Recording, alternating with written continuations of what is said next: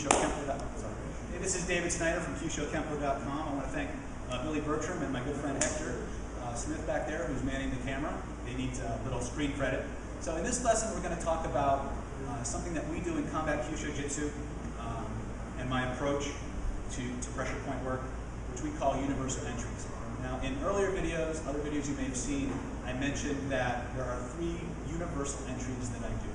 One of the reasons that I use these is because as self-defense people, we need to minimize reactions. We need to be able to make instant decisions and just flow into a technique.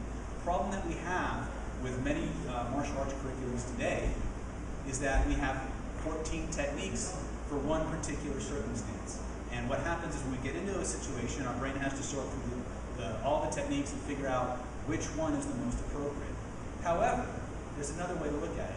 If we have a formula, a recipe that we can apply that has 2 or 3 universal movements, 2 or 3 sets of movements that pretty much work in every situation or circumstance, we can dramatically eliminate a lot of the things that slow us down and cause us to break our flow.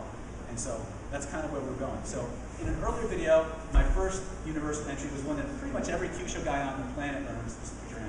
It's called brush trap strike or brush hold and strike. This comes from the blade. This comes from the knife.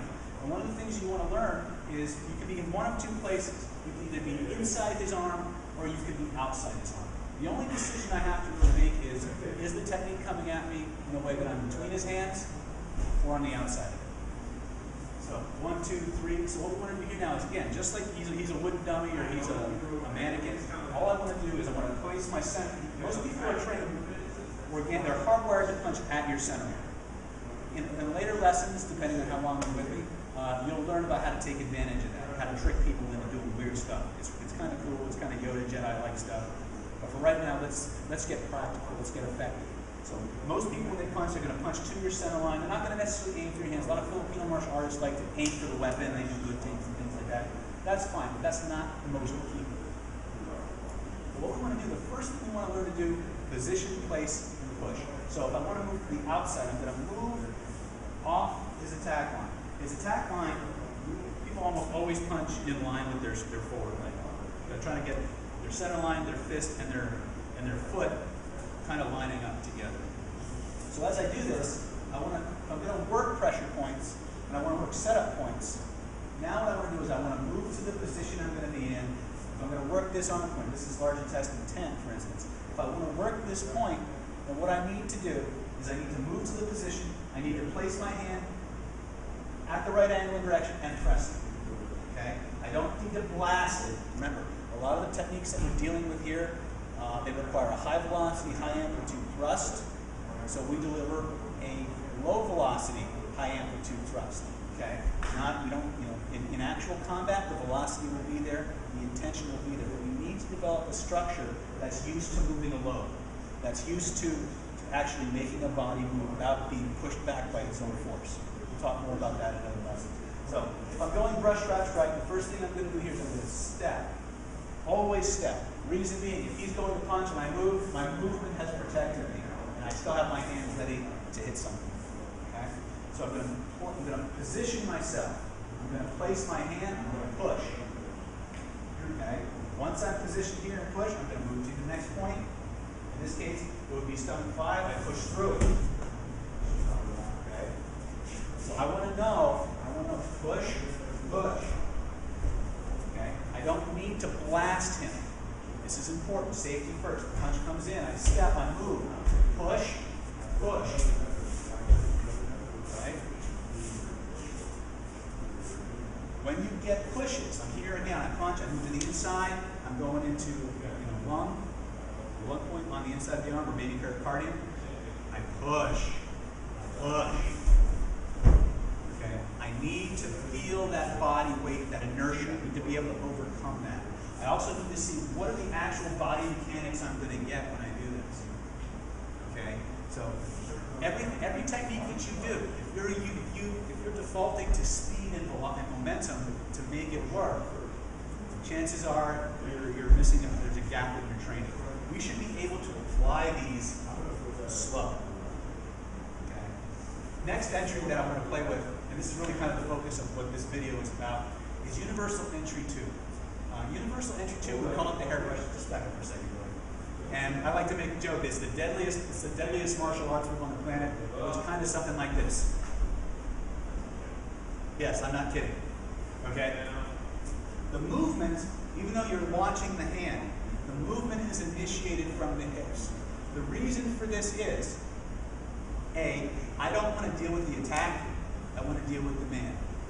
The problem is that if I move from where I'm being attacked, so in other words, if I'm here and I'm doing this, he can sense that, he can feel that, he's going to respond. However, if I move from the joints further down the chain, around the hips, around the knees, he doesn't feel it.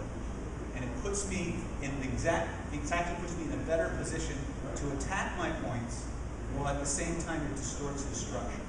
So one of the things that we want to do with this, and you can play with it, all right, is from this position. By the way, we don't have to use this position. I'm using this just for teaching purposes. We can do it from a punch, we can do it from any kind of grab, any kind of forward attack. What we're going to do now is we're going to drop, rotate the shoulder. Now, important here, this is where everybody screws this move up. I'm not doing this, I'm not doing this, I'm not doing this, or this, I'm not. In fact, my goal is not to touch the arm or the hand in any way. What I literally want to do is, just hold your arm up for a second, is if you could imagine my shoulder dipping around to the inside, right here, so it's here. If you can imagine my shoulder dipping around and coming up inside this way. So I literally want to bypass the attack. Okay? And what you want to do is you can play with this in a lot of different ways. And I say universal entry because pretty much any attack from the front or the back, you can deal with this using this movement. So from this position, if it's a choke, for example, again, I roll through here. I don't worry about getting the hands off me because I know where the hands are, and it becomes very easy for me to attack any of my points. Any of my points. If I bypass the limb, okay, I don't, and again, this, I can come this way, move out and down. Notice from this position, notice how when I do this, if he's choking me, as I bypass it, remember, if I do this, I lift his shoulder up, I block it. I circumvent completely. I literally come up the inside. And notice how his hand just slides off. Okay? He can grab as tight as he wants. It'll still slide off. Grab as tight as you want. It'll still slide off. Okay? Doesn't matter how big they are. Universal entry variation, but the same movement. First time we were doing this, we came up the center. Now look, real quick. If you know more than just the UYAP one I showed you in the earlier videos, you have up here, which is the small intestine. The cheek hole. You know what I'm talking about. We'll cover that in a minute. But we have UYAP, we have the cheek hole, we have our mandibular foramen, or mental foramen right here. Miscellaneous head and neck, I forget the designation, but we'll cover it in another video. So I have a line right down in front of the body that I can hit. Okay, I have the bridge of the nose. Bridge of the nose down and in 45 degrees. That's an ugly, that's an ugly, ugly point. Okay, how do I hit it? Like that. Okay, remember, his hands are occupied. As long as I don't fight the hands and I move from somewhere else, he can't not be affected by it. He's created a connection to my center of gravity. His body can't not move. Okay? I circumvent. Again, I can use either the hand position here, turn out. I can do the reverse. I can come in with the elbow this way. Okay? But, wait, there's more. Let's say I don't, for some reason, I don't want to come in down the center. That works real good too. Okay? You see a lot of these moves in your cockpit. Right? Same movement. Right? The only difference is instead of coming up the center line, I came around. In this case, I used this to lock it out. Right? But I don't even need to do that. If I come up this way, there I am again. See? A lot of different options with this. But the training method is very simple. place, press, push. Okay, not going to be pleasant for your partner, but at least they won't be vomiting or suffering from neurological trauma, and you can continue to train all these different ways. So this is universal entry number 2. All the different ways that you can work this move. Go play, train safe, and see you the next lesson.